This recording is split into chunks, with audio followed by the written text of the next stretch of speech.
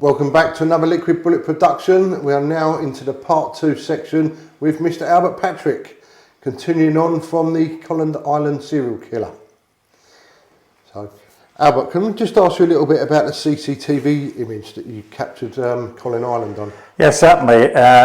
CCTV wasn't particularly well known around the whole of the country, but British Transport Police had installed that week a brand new system in Charing Cross, and it wasn't a full video, it was a click, so you'd only capture an image every time it had gone around 360 degrees. Right. So we got permission we knew roughly what time Emmanuel Spiteri had, if he had gone home that way, had gone through Charing Cross.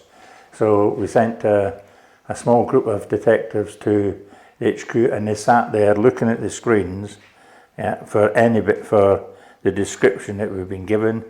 We had a picture of Emmanuel Spiteri, obviously, because he was dead. We didn't know who the killer was, but if he was with him, we were hopefully going to capture an image. And the quality wasn't good, so we had to send, when we did capture this image, which I'll show you now, that's the image we captured, and you can see Spiteri in the front, that's him there, and just behind him is Colin Ireland. Right. So that was an image that we were obviously very pleased about. The quality wasn't great, we had to send it off on a Sunday afternoon to get it enhanced, and enhanced it from that, so you can see. And this description here was from, it's called an E-fit, from a witness on the train, and it's quite close when you look. There's a can we just show that to the camera? Certainly, Albert. Yes, I think this is probably the better one. Same one. You've got Emmanuel Spiteri there. You see this way.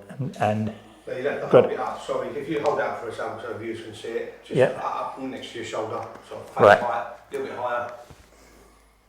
Excellent. So if you look what's in front of me now, you've got the image of Emmanuel Spiteri, and you've got the man he's with, who we now know as Colin Ireland, and this here is an artist's impression of witnesses who'd given us a description on the train down from Charing Cross to Hither Green. Yeah. So that was a good capture. That was, it didn't mean to say he was a killer, because he could have been totally innocent and not connected with him.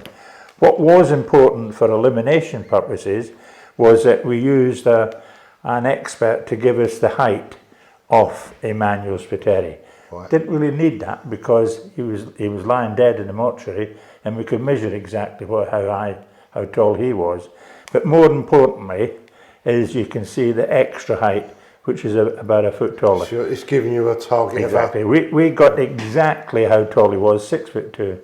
And the reason for that is we got over 100 people ringing up when we did release the video saying, Albert Patrick's the man in the video, but he's only 5'8". So you could put him to the back of the queue, but they're 6'2", or over 6 foot were the ones that we wanted to track down and obviously interview and establish where they were on that date, the 12th of June 93. So at this point there with the CCTV, so necessarily you don't know that's a killer, because that could possibly just be someone walking behind that man. So you have to then do your investigations to find out who that guy is, basically. Absolutely. To eliminate him from the... Right, and let me explain what happened, is that I was against releasing that image to say it was captured on CCTV at Charing Cross. I didn't really see the point in putting the victim in there, because that didn't enhance what we're about. So what I didn't want was for the person responsible to be ahead of the game and say, oh, the cops have caught me on camera, I'll come up with an excuse. But I also understood that we had to warn the gay community and say, look, this is a guy who could be the killer. If you do meet him, bloody be careful. Just don't go out on a one-night stand with any stranger. So that was the message we were putting over. Can I just ask you as well, so if you was to, say, put an image out like that, without necessarily knowing that he's the killer, that could be, like, an example, that could have been a passerby, how would that affect you if that is wrong? Like, If someone's giving you phone up, then it's the wording on what you say. You say, police investigating the case of the killer are keen to identify this man. Here's his image. He may or may not be responsible. He's either a witness, or he may have some good information, or he's actually the killer. Gotcha. So yeah, it's how you word it. So you're not actually saying this man's responsible. No. Well, I would have just said, I would have stuck it out and said, who's this guy? And don't say where it was found. Don't give any clues, because guess what? When Mr. Colin Ireland did go into his solicitor's office in Southend, this is exactly what he said, his affidavit. Colin John Ireland, formerly Williams, changed deed poll 1990, born 16354, Dartford, Kent, now no fixed abode. Lots of previous convictions, in the main theft, bisexual since 16. So this is his affidavit that he gave to his solicitor to hand to the police.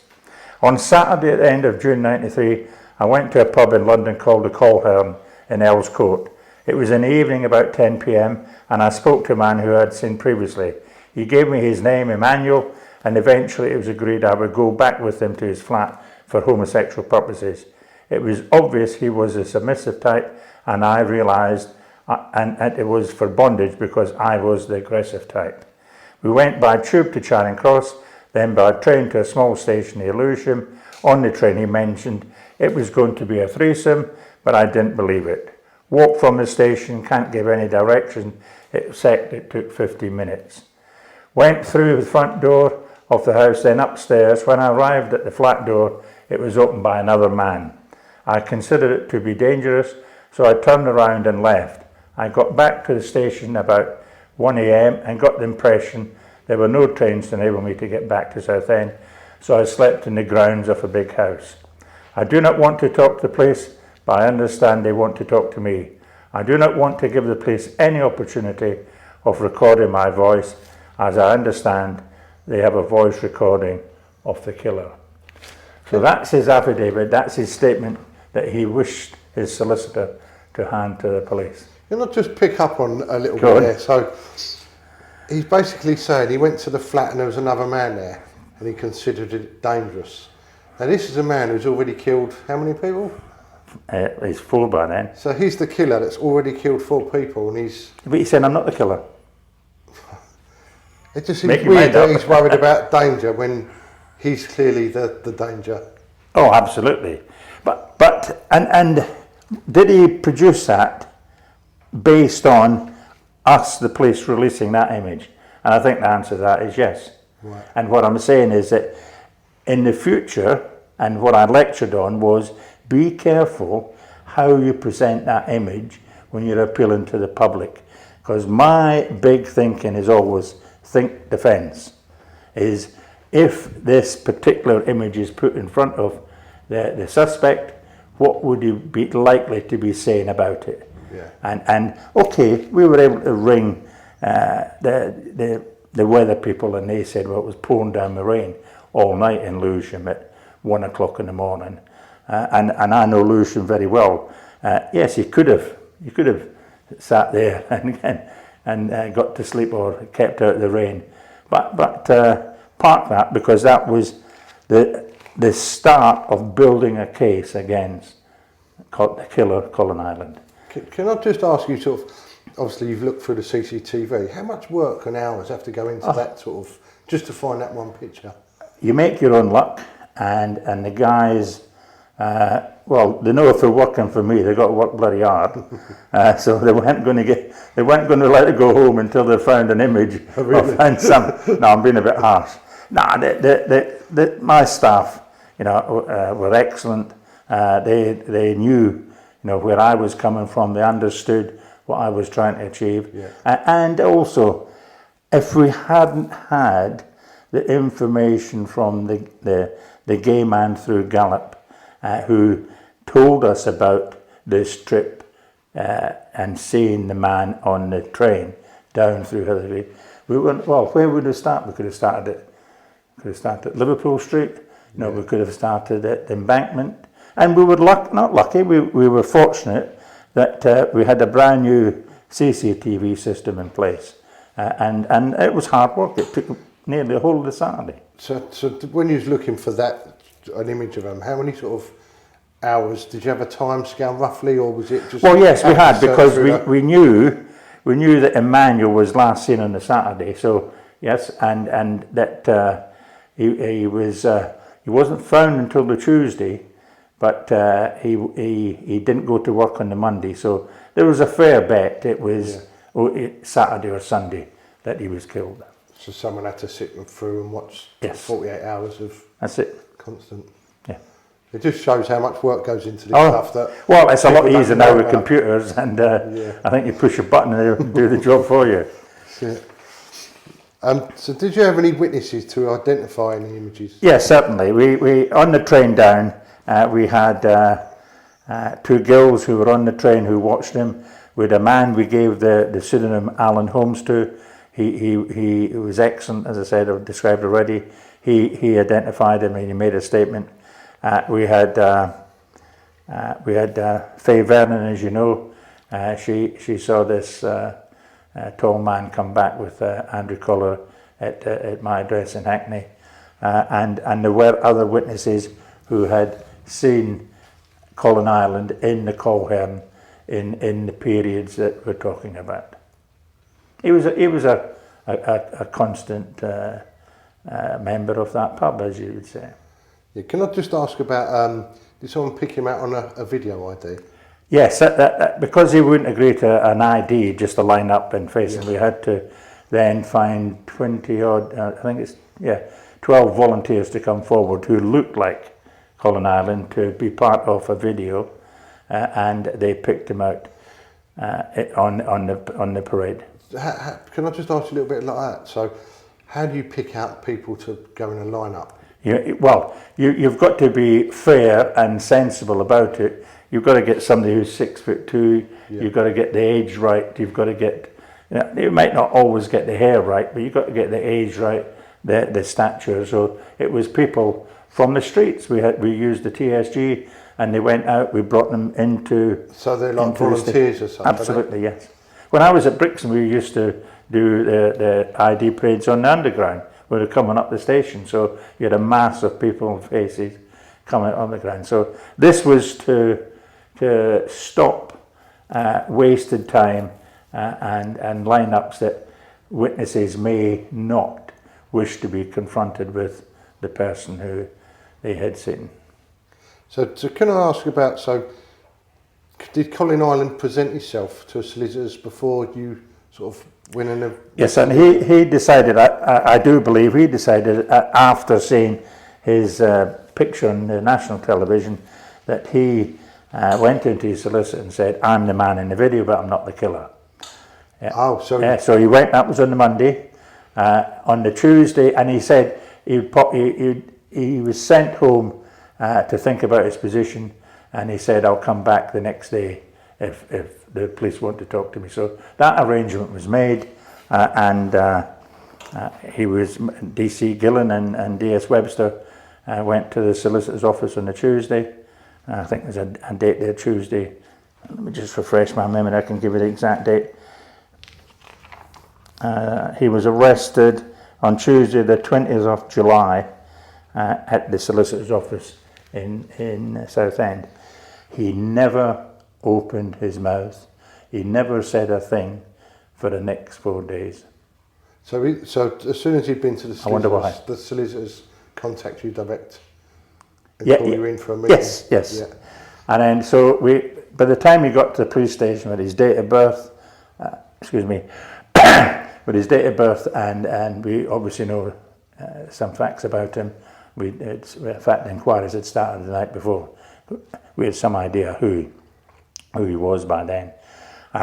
So at the police station, I forgot to mention that at my crime scene in Andrew Collier's, there was a bar across the window, and in the forensication of the flat, his fingerprint was found between the bar and the glass, and that was taken for examination.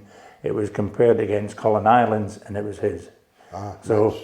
We've got the CCTV camera, we've got the witnesses who can identify them from that, ID parade, and then we've got the fingerprint.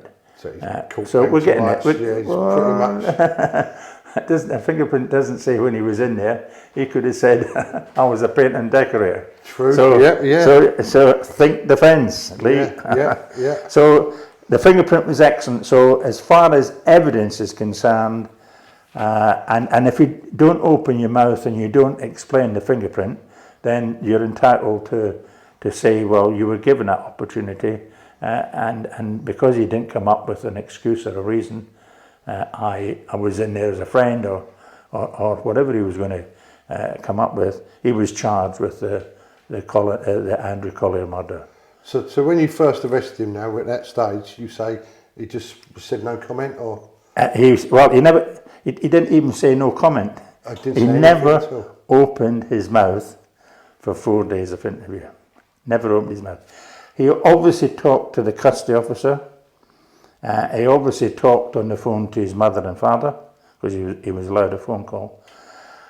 But the advice we were being given from the offender profile as to how to deal with this type of suspect was, as far as I was concerned, a breach of pace.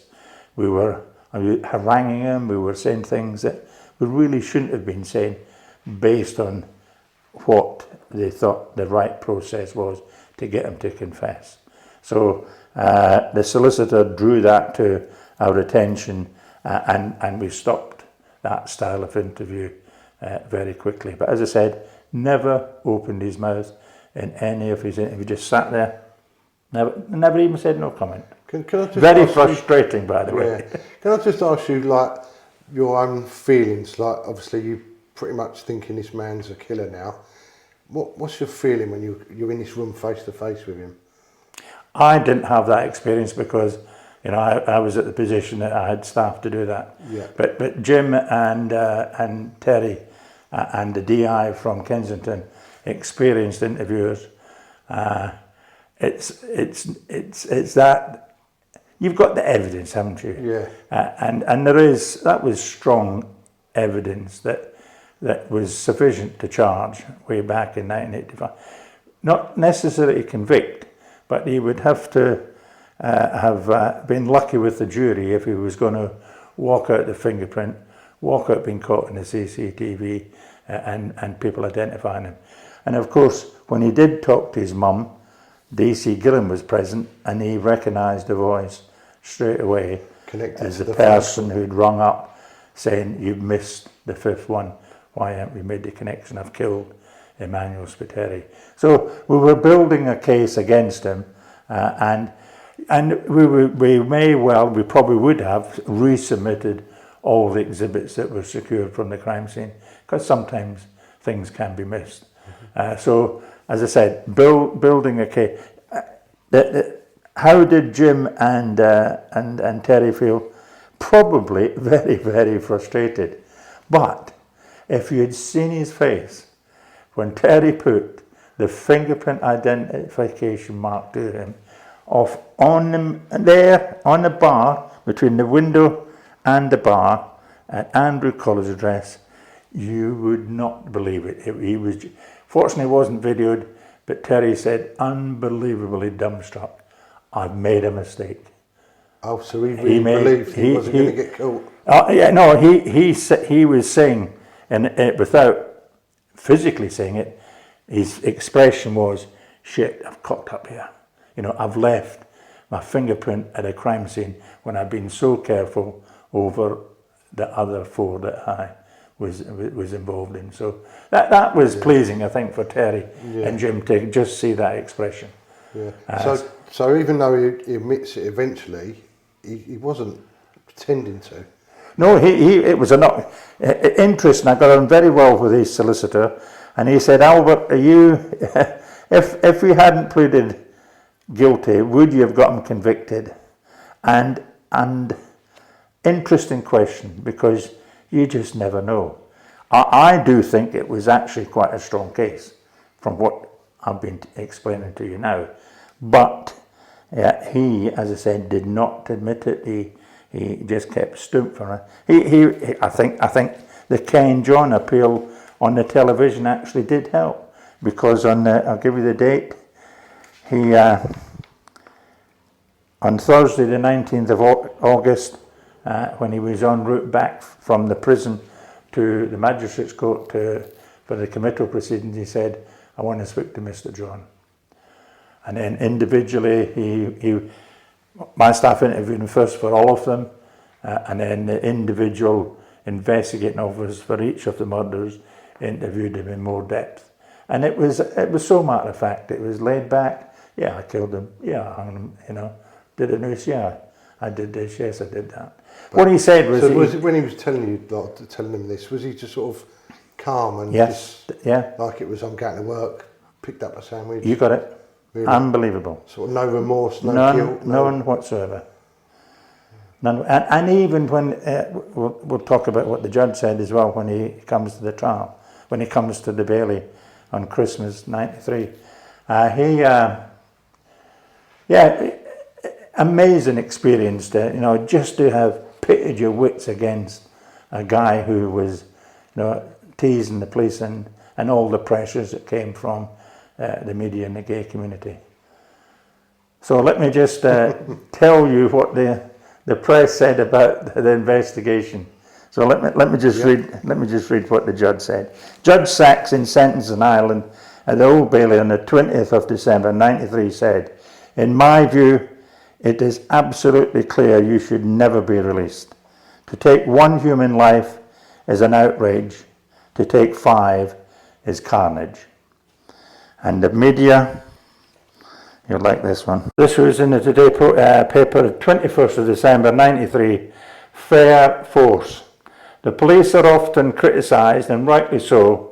For once, we should congratulate them for a job well done. Job well done. So it was a pleasure to be involved. I learnt a lot. As I said, I shared my thoughts with colleagues around the country, and I can remember most of it today like it was yesterday. Yeah. So when you actually first charged him for the murder, did you charge him for all the murders at once? No, we didn't do that. Great relationship with the CPS. We discussed how we were going to deal with it. They were happy with the evidence I presented in relation to the Andrew Coleherne case, the fingerprint. That was in a unique position. And what supported the fingerprint was that when Faye Vernon was looking at her window, there was police activity outside, and he just made the mistake. He's gone up and popped his head out. Probably thought it was for him at the time. To see what the noise was all about outside. So that was a good news part of the investigation. And then the next one was the CCTV image. We still needed people to pick him out. It's okay being caught on camera, but you need witnesses to say that was the person that I saw. So that supported it. So he was remanded in police custody for more interviews. The next day he was charged with the Manuel Spiteri murder and then put into custody.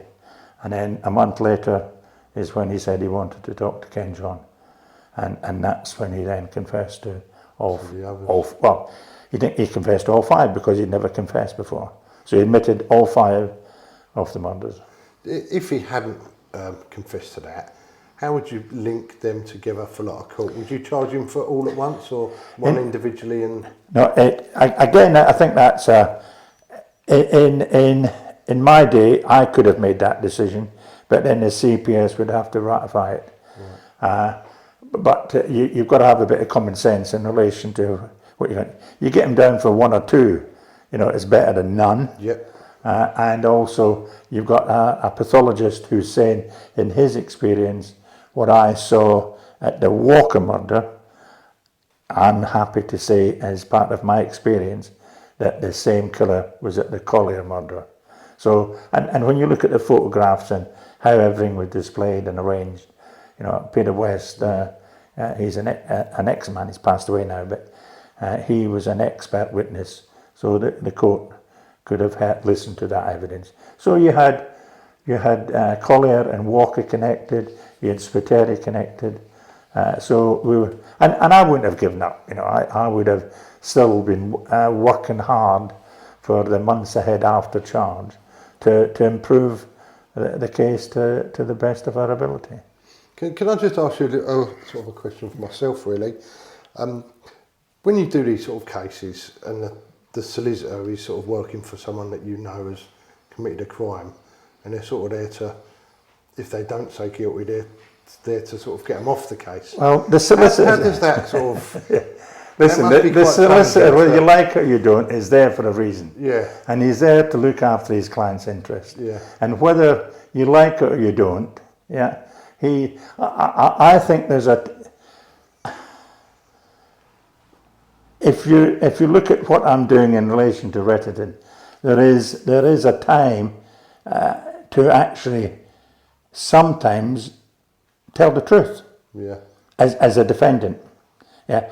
The truth of what happened that day, not necessarily the truth of being the killer. And I'll say no more on that, in as much as it sometimes you've actually got to say, in a year's time when I get to trial, how is this going to affect me? Mm-hmm. Yeah. And so I just raise that now as a concern that's down to the solicitor. And listen, you've got corrupt solicitors who'll say, he'll say this, or you'll go and get an alibi that says he was where he wasn't. So to that effect. So Colin Ireland could have been innocent. Could he?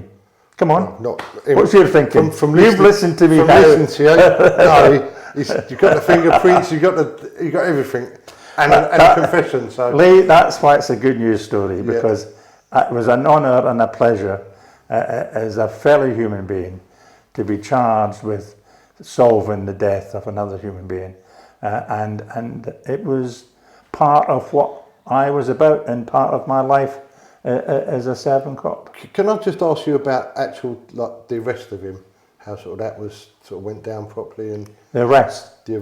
Well, the arrest was going to be no more simpler than he appears at his solicitor's office and he says, "You're under arrest and you're coming with me." It was simple as that. So when you go to these cases though, like you've got a serial killer, yeah, do you sort of have to, obviously you have to have your wits about you in case, he pulls a knife or does something? Yeah, well, he would be searched. He was searched. I've got no doubt whatsoever. What would be the sort of the plan of operation to do that sort of task?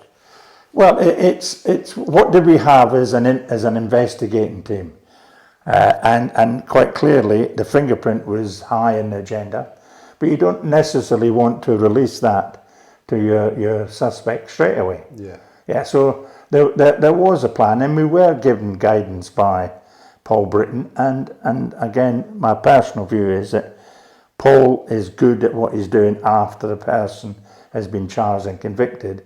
He's not very good at understanding pace and knowing the faults, because I could read to you now, and it'll be boring for you.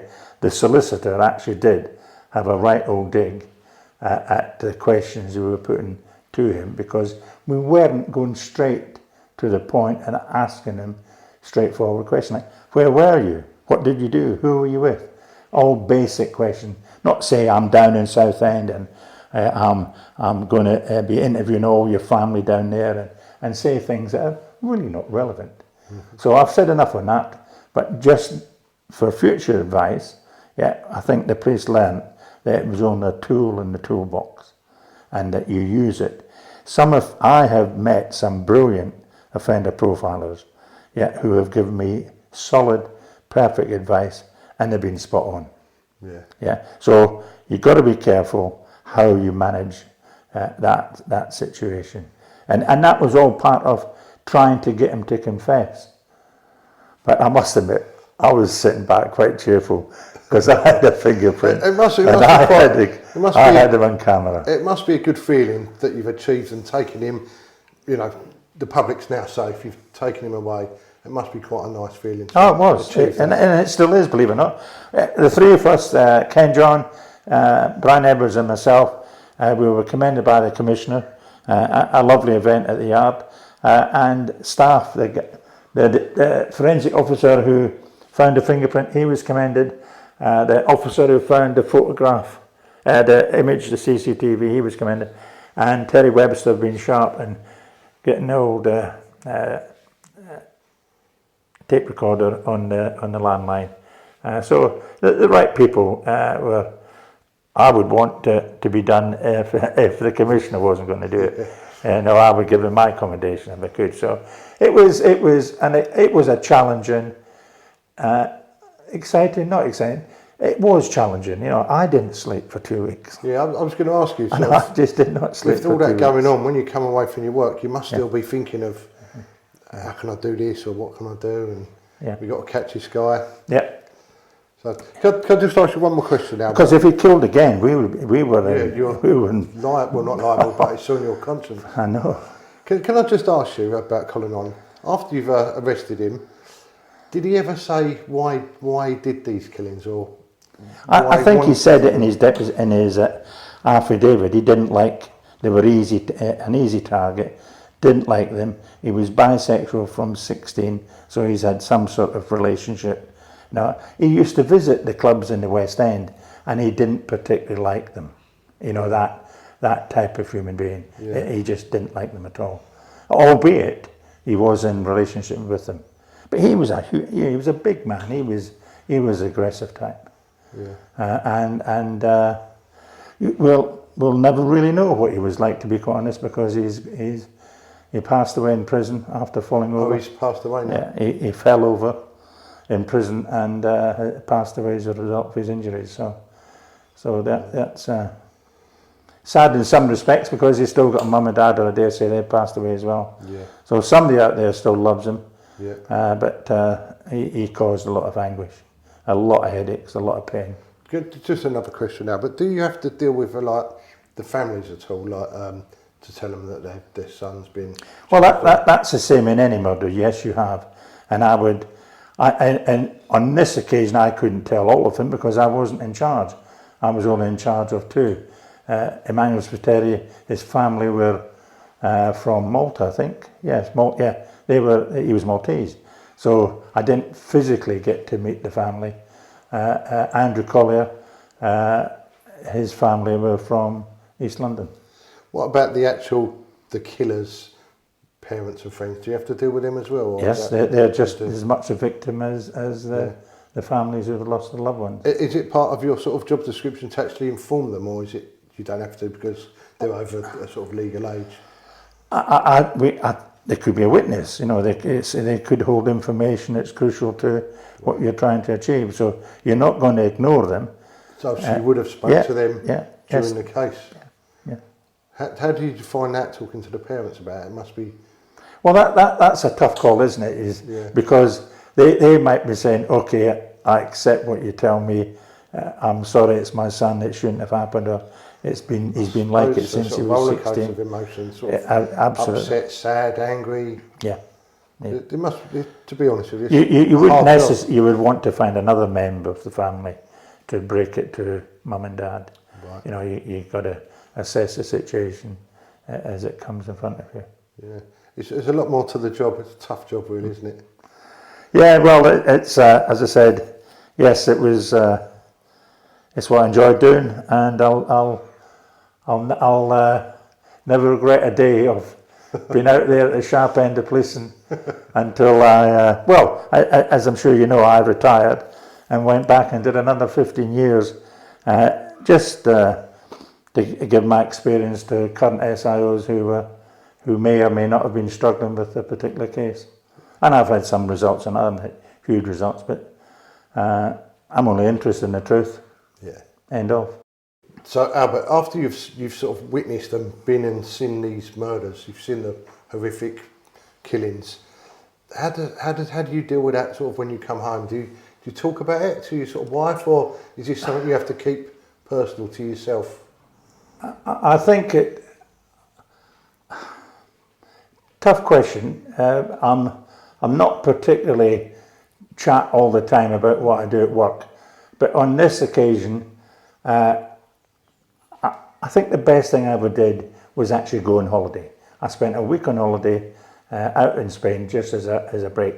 When I'm coming through the airport, I had 3 or 4 guys come up to me and said, "Oh, you're the guy in television who's dealing with the gay serial case." So, you know, that was, you know, cheered me up a little bit. That give your brain a bit of a rest from it. And also, I not sleeping, then the wife was asking what's the problem, and I would wake up if I had gone off to sleep, 2 in the morning and say, I've missed that, I've got to do this, I've got to do this. And we did talk about it, and particularly in the Colin Ireland case. Other murders that were bread and butter, domestic type cases, or where we've got evidence that are not really going to take me away from my family as a starter for 10, because I lived in the section house for a week. But yes, the pressures are there, and it's she's put up with me for all these years, and it just wasn't murder. It was armed robbery. I was leaving at 4 o'clock in the morning to get on the plot before the robbers, and when I was at Brixton, we had dealing with drugs and rights and everything that goes with it. So it's how you deal with the situation, I think, and don't let it affect you too much. Was I under stress? I probably was. Was it affect me in a way that I didn't realise or understand? It probably was. But I married a great woman, and she's stuck by me, and I think, she's made us lunch today, so we'll test on her cooking, shall we?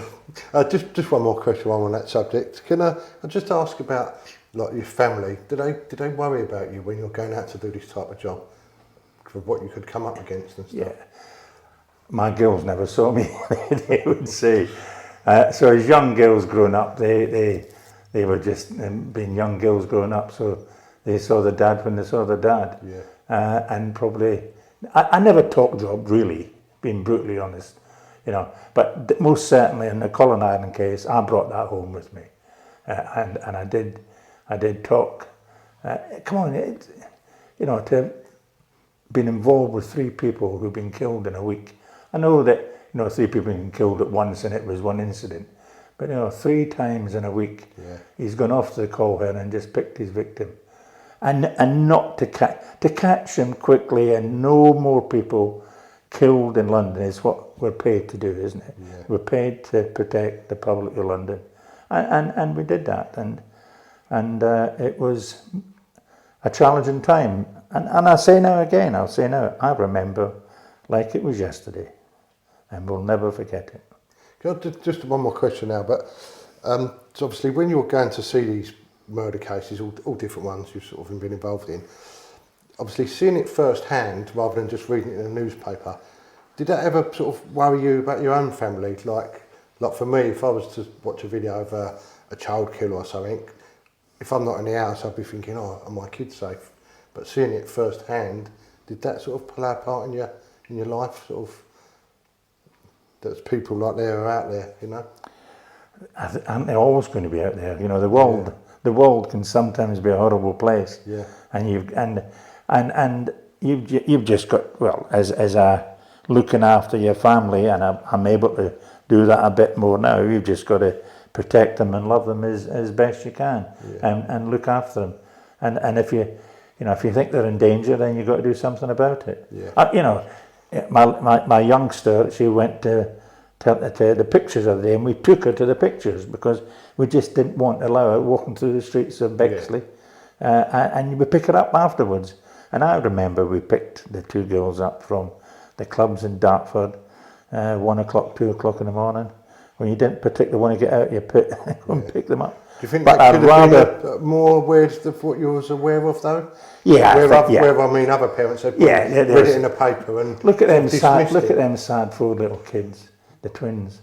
I'm not pointing the finger at mum, but you can't leave 4 little kiddies on their own in a house anywhere in the world. No. Sad, really sad, and you can almost relate it, to what I've seen in the whole of my career. I've seen cases like that. Yeah, and don't want to talk about it. No. Well, thanks for sharing your story with us, Albert. It's been much appreciated. Yep. Hope everyone enjoyed it, and thank you very much for coming. And sometime in January, hopefully, we'll pick up on a few questions on the Essex boy murder case, part 3. I ain't giving up on that one. Thank you, Albert. Pleasure.